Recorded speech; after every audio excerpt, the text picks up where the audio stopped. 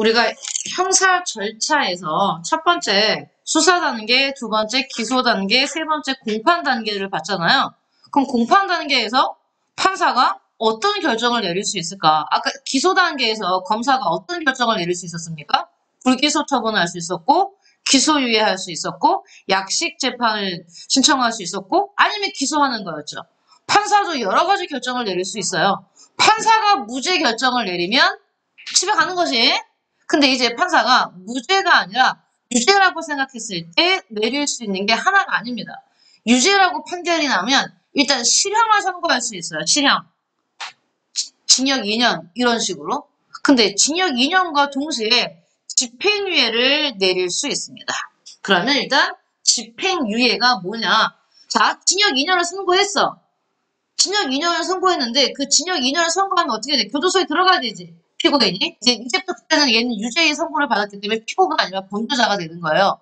범죄자의 신분으로 징역에, 즉 감옥에 들어가야 되는데 그 감옥에 넣는 그 집행을 미루겠다가 집행유예입니다. 잘 들어.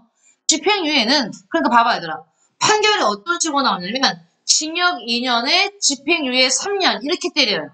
그럼 이 말이 뭐냐면 나는 원래 징역 2년, 징역에서 2년 동안 복역을 해야 되는데 그 징역 2년을 3년 동안 미뤄주겠다는 얘기야. 그러면 징역 2년에 집행유예 3년이라는 얘기는 지금 당장 징역 가는 게 아니야. 3년 뒤에 징역을 가는 거야. 근데 3년 동안 내가 법원에서 하라는 대로 조용히 잘 지내고 다른 죄를 저지르지 않으면 3년 뒤에 나는 징역을 안 가도 돼요. 그러니까 징역 2년에 집행유예 3년을 받으면 집에 가는 겁니다.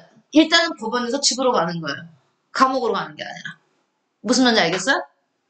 즉 나의 형 선고를 형 선고와 형 집행을 유예해 주는 거야. 유예. 알겠어? 대신에 근데 징역 2년에 집행유예 3년에 판결을 받았는데 집행유예 기간, 즉 3년 기간 동안에 죄를 저질렀어?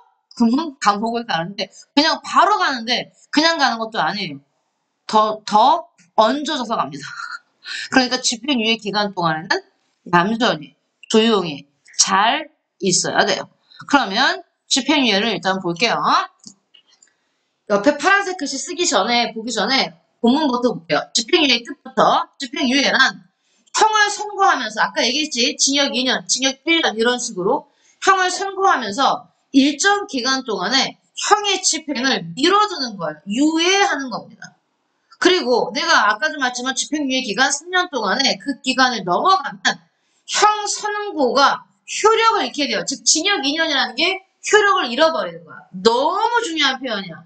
아니 여러분 나중에 집행유예를 외울 때 이 형광색 부분 있죠. 외워버려요. 집행유예는 유예기간을 경과하면 형 선고의 효력을 잃는다. 다시 어떻게 암기한다고? 집행유예란 유예기간이 경과되면 형 선고의 효력을 잃는다. 이렇게 그런 제도를 말한다. 죄를 범한 자는 그에 상응한 형의 선고를 받고 또 그 집행을 당연히 받아야 한다. 그러나 범죄의 정상에 따라서는 반드시 현실로 형을 집행하여야 할 필요가 없는 경우도 적지 않다. 특히 어떤 경우? 우발적인 원인에 의하여 비교적 경한 범죄를 한 초범자, 그러니까 조건이 어때야 돼? 의도해서 내가 다 미리 고의로 계획을 짜서 그 사람을 때리는 게 아니라 정말 우발적으로 두 번째, 그 사람 죽이면 안 됩니다. 살인치는 안 돼. 경미한 죄, 그 다음에 초범, 그리고 10분 후회하고 내가 정말 그때 왜 그랬지? 죄를 깊게 뉘우치고 재범의 우려가 없는 그런 자에 한하여 일률적으로 형을 집행하면 오히려 내가 자포자기해서 진짜 범죄인으로 만들게 될 위험이 있다. 이와 같은 폐해를 피하고자 집행유예 제도를 도입하고 있다. 이러한 집행유예를 선고하기 위해서는 다음의 요건을 갖춰야 한다. 아까 말했지만 징역 2년일 때 집행유예 3년 때렸잖아. 즉 모든 죄를 집행유예 할 수 있는 건 아니고 3년 이하의 징역 혹은 3년 이하의 금고. 여러분 징역과 금고의 차이는 뭐였습니까? 징역은 가둬두고 일도 시키는 거였죠? 금고는 그냥 가둬만 두는 것이 일을 안 시키는 거였습니다. 징역이나 금고 또는 500만 원 이하의 벌금, 형을 선고할 경우, 두 번째, 정상 탈락할 만한 사유가 있는 경우, 세 번째, 금고 이상의 형을 선고한 판결이 확정된 때부터 그 집행을 종료하거나 면제된 후 3년까지의 기간에 범한 죄가 아닐 경우, 뭐 이런 경우들이 있는데 1번, 2번 경우 정도만 추치시면 됩니다. 다음, 집행유예를 선고하는 경우, 왼 위로 올라왔어요.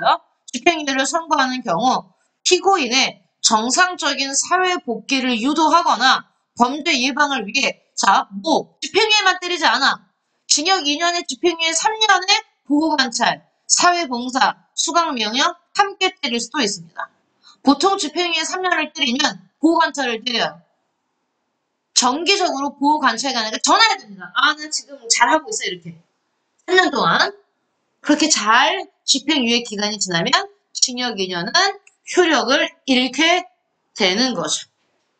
오케이? 자, 필기하시고 번호 매기고 얘는 형광펜으로 반드시 붙이세요. 여러분이 집행유예 외울 때 이 대목을 함께 암기하셔야 됩니다. 그러면 학생들이 또 물어요. 선생님, 도대체 집행유예는 몇 년간 내릴 수 있어? 집행유예 10년인가요? 그럼 10년 동안 10년 동안 장난합니까? 집행유예 선고 기간도 정해져 있죠. 집행유예 기간은 1년 이상 5년 이하의 범위 내에, 즉 최장 기간이 5년이야. 사실 집행유예 5년 받아도 물론 죄를 저지르지 않으면 되지만 그게 어떻게 또 우리 인생사가 마음대로 됩니까?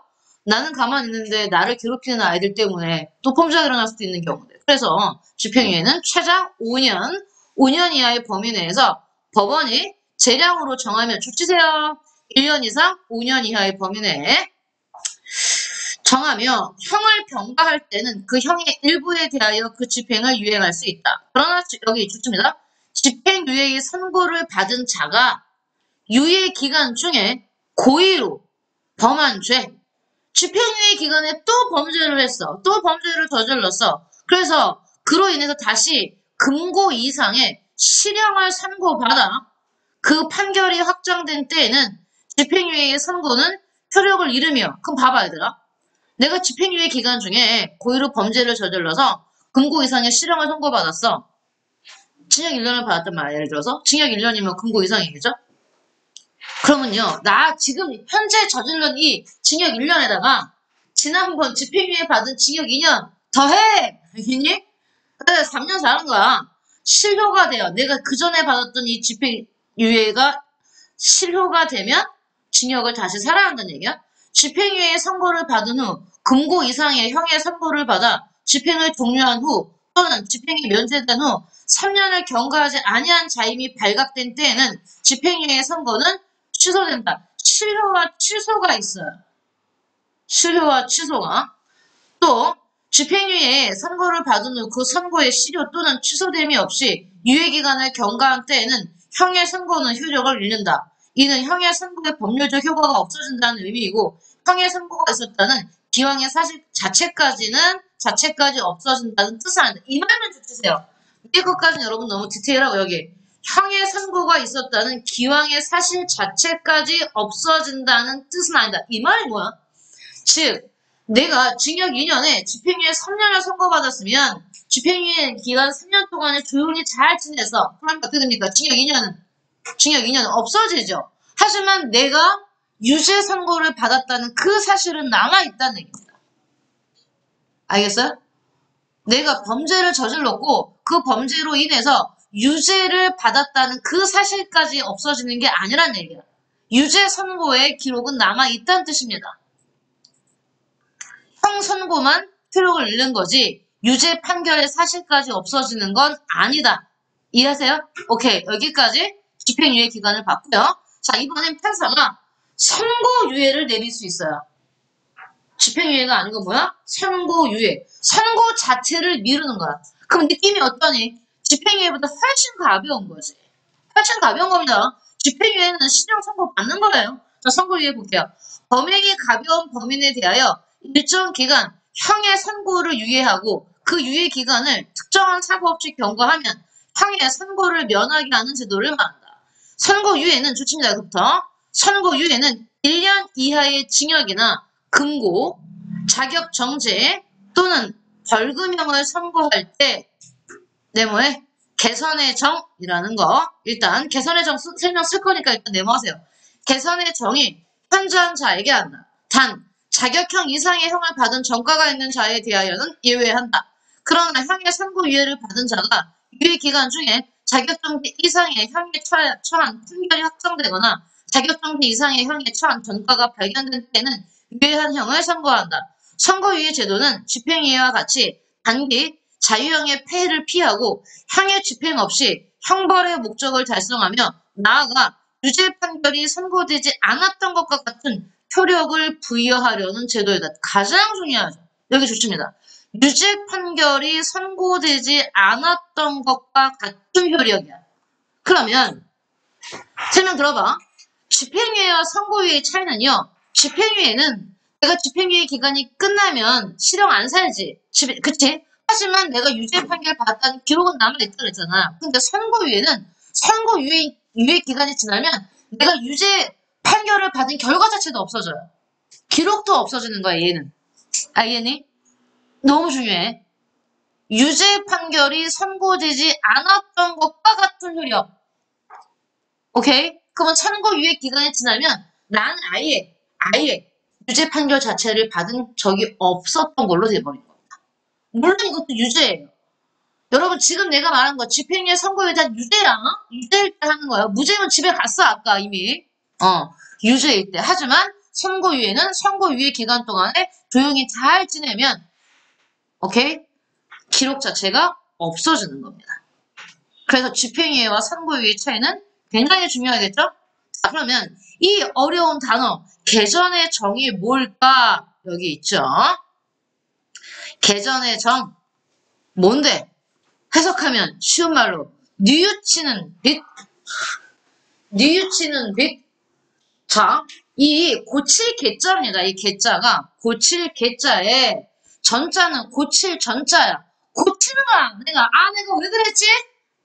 이제 안 그럴 거야. 반성하는 거죠. 반성하는 마음이야. 반성하는 마음. 정은 말 그대로 마음이에요. 고칠 개자에 고칠 전자. 고치고 고치는 마음이야. 알겠니? 그래서 피고인이나 수형사가 잘못을 뉘우치는 마음가짐. 선생님, 이 쉬운 말을 뭘 그렇게 어렵게 해요? 그러니까요. 한문이라서 그래요. 그것도 우리가 잘 쓰지 않는 한문이죠. 개전정, 피고인이나 수형자가 잘못을 뉘우치는 마음가짐 써놨죠? 일단 이 두 줄만 쓰세요. 아직 안 끝났으니까요. 자, 그 다음에는 무엇을 볼 거냐면 가석방 제도에 대해서 볼 겁니다. 자, 일단 개전의 정을 쓰셨으면 올라갈게요. 지금 올라가도 되죠? 자, 가석방. 자유형이라는 거니까 우리가 감옥에 갇히는 겁니다. 구금되는 거, 자유형이라는 거. 우리가 형벌의 종류에서 자유형을 집행받은 자가 개전의 정, 아까 말씀한 게 뭐야? 뉘우치는 마음이 확실해.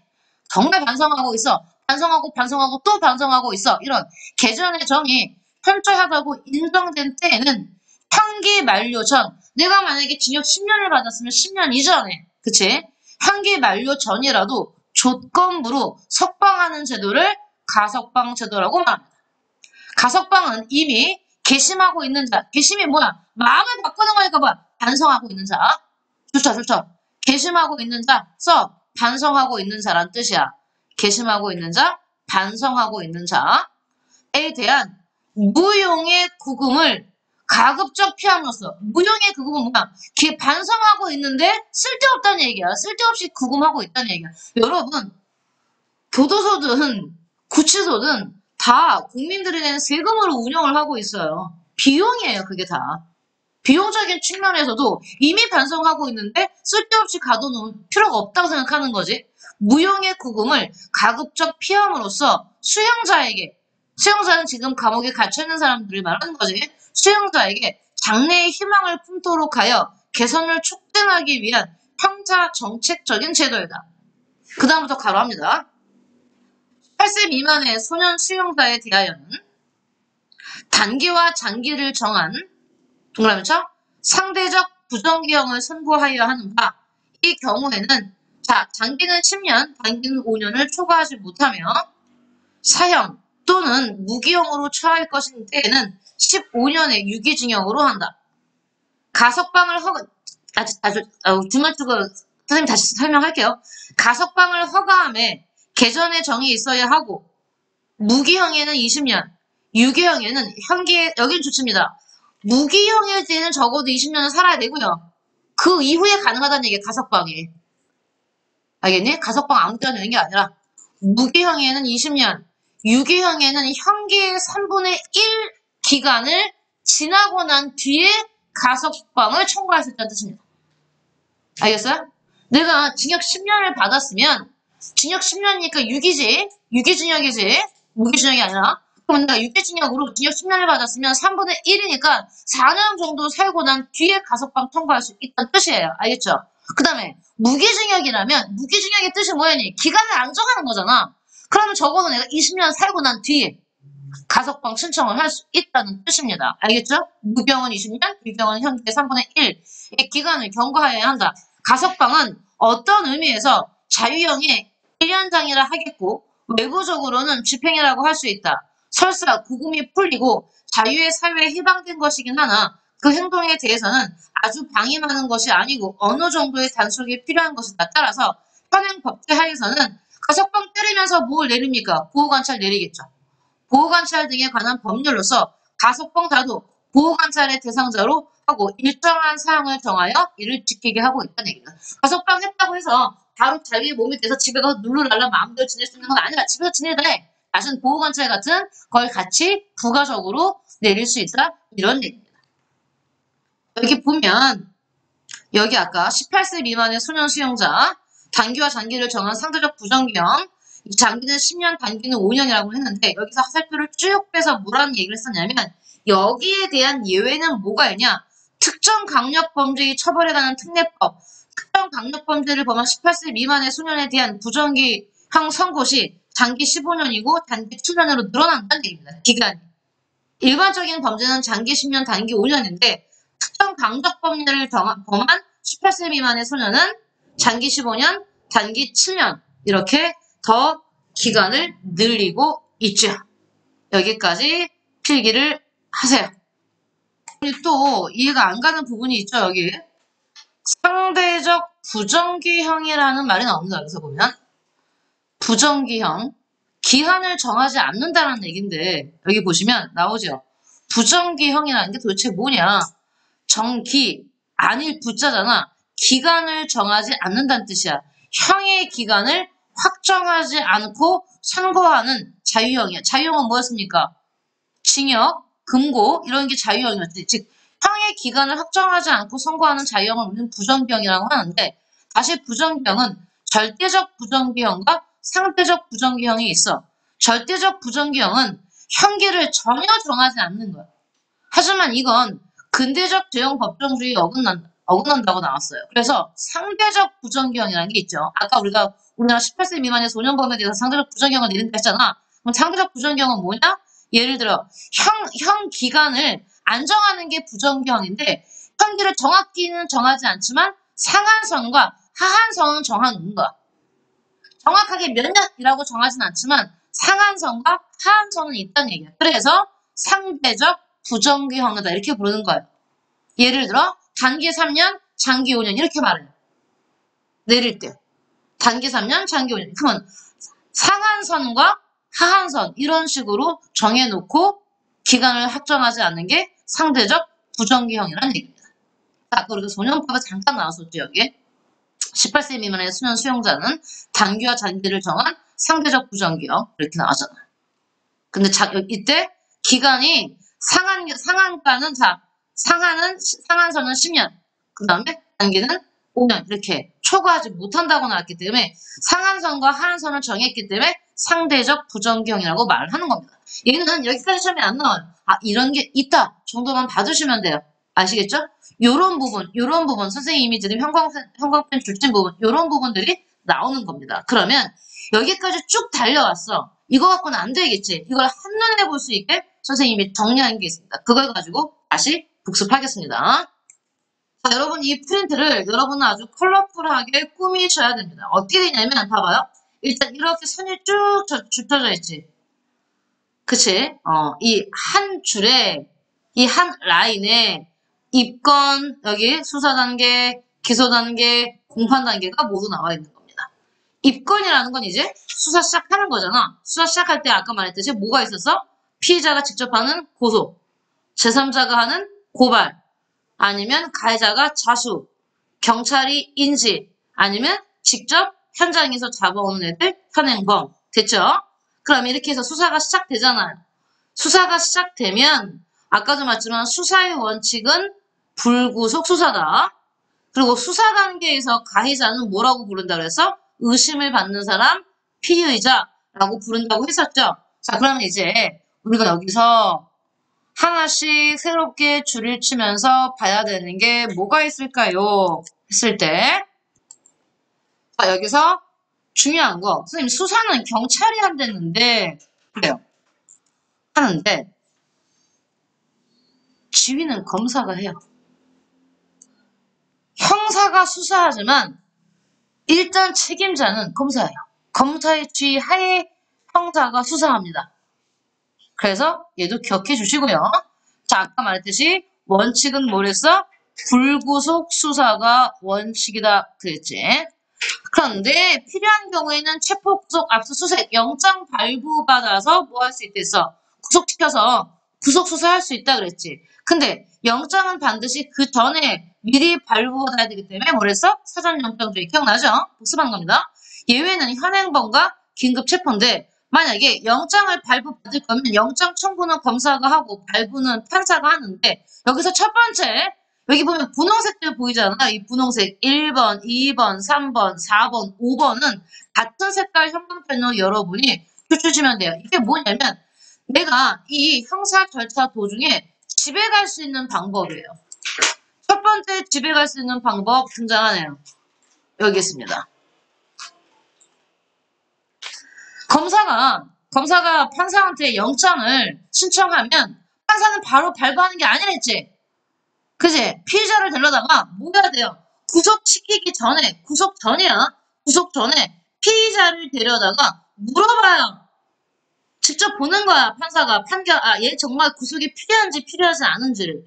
그래서 구속 전 피의자 신문. 아까 선생님이 이걸 뭐라고 불렀니? 영장 실질심사라고 불렀지. 같은 말이야. 구속 전 피의자 신문 제도가 정식 명칭이고, 그냥 우리는 쉽게 영장 실질심사라고도 말합니다. 알겠죠? 여러분이 드라마나 아니면 영화나 아니면 뭐 어떤 여러 가지 프로그램에서 영장실질심사라고만 구속 전 피의자 신문제도를 말하는구나. 여러분은 배운자들이니까 그렇게 말해주세요. 그러면 여기서 이 1번에서 구속 전 피의자 신문제도에서 판사가 봤을 땐 구속이 필요 없어. 그러면 집에 가는 거야 일단. 알겠어요? 집에서 내가 왔다 갔다 하면서 뭐 하는 거야? 수사 받는 겁니다. 근데 판사가 이게 아무래도 말하는 것도 좀 왔다 갔다 하고 도주의 위험이 있을 것 같아. 그러면 이제 판사가 영장을 발부하겠지. 그럼 이제 구속되는 거죠. 구속 수사를 받는 거지. 그래서 여기 나왔어. 구속 전 피의자 신문 제도는 영장 청구 전 단계다. 그러면 일단 이걸 거쳐야지만 뭐야? 구속영장이 발부되는 거지. 근데 구속영장이 발부돼서 내가 구속됐다고 해서 끝나는 거 아니랬지. 구속되고 난 다음에도 집에 갈 수 있는 방법이 있지. 피해자가 나의 구속은 부당해. 그러니 나의 구속이 부당한지 적합한지에 대해서 청구할 수 있어요. 그게 구속 적부심이지. 잘 봐. 구속 전 피의자 신문은 검사가 영장을 청구했을 때 하는 거고 구속 적부심은 피의자가 직접 이건 나의 구속은 부당하다라고 했을 때 청구하는 겁니다. 이거를 법원이 인용 받아들이면 또 집에 가. 근데 기각해. 그러면 계속 구속 상태에서 수사 받는 거예요. 알겠어요? 자, 이때 잘 보세요. 다른 색깔 바꿔서 이때 수사 단계에서 피의자는요 어떤 권리가 있을까? 피의자의 권리, 진술 거부할 수 있어요. 그 다음에 변호인의 주력을 받을 권리 있어요. 그 다음에 고지의 의무는 누구한테 있는 겁니까? 이건 수사기관에 있는 겁니다. 수사기관에. 여러분 체포할 때도 항상 보시면 아시겠지만 경찰들이 피해자나 혹은 혐행범을 체포할 때도 어떻게 합니까? 수갑 태우면서 동시에 미란다 원칙을 주주에 읽어주죠. 당신은 묵비권을 행사할 수 있고 당신에게 불리한 지수를 하지 않을 수가 있으며 변호인의 조력을 받을 수 있고 읽어주잖아. 그게 고지의 의무야. 즉 수사 단계에서 고지의 의무는 누구한테 있어? 경찰한테 있고. 알겠어요? 여기 고지의 의무. 그 다음에 이거는 피해자의 권리, 진술 거부권, 변호인의 조력받을 권리. 그럼 다음 선생님 옆에 나오는 쟤는 뭐예요? 자 봐요. 이게 죄형법정주의 적법 절차의 원리 무죄 추정의 원칙은 모든 형사 절차에 다 적용되는 겁니다. 입건부터 판결까지 쭉 알겠죠? 쭉 이건 모든 원칙이 다 모든 단계에 다 적용되는 그런 원칙인 겁니다. 자 일단 우리 집에 가는 방법 두 번 봤어. 구속전 피의자 신문 때 영장 실태 신청 때 기각되면 집에 가. 구속되고 나서도 구속덕심 청구해서 역시 이번엔 인용되면 집에 가. 자 그럼 이제 수사가 끝났어. 수사가 끝나면 검찰한테 가죠. 검찰한테 갑니다. 그럼 검찰은 1번, 2번, 3번이 다 누가 할 수 있는 거야? 검찰이 하는 거잖아요. 검찰이. 그런데 오늘은 끝까지 못 하겠는데요? 아 선생님 여기 중간에서 끊어야겠네요. 중간에서 끊고 다음 주에 이어서 갈 테니까요. 프린트 꼭 가지고 오세요. 수고하셨습니다.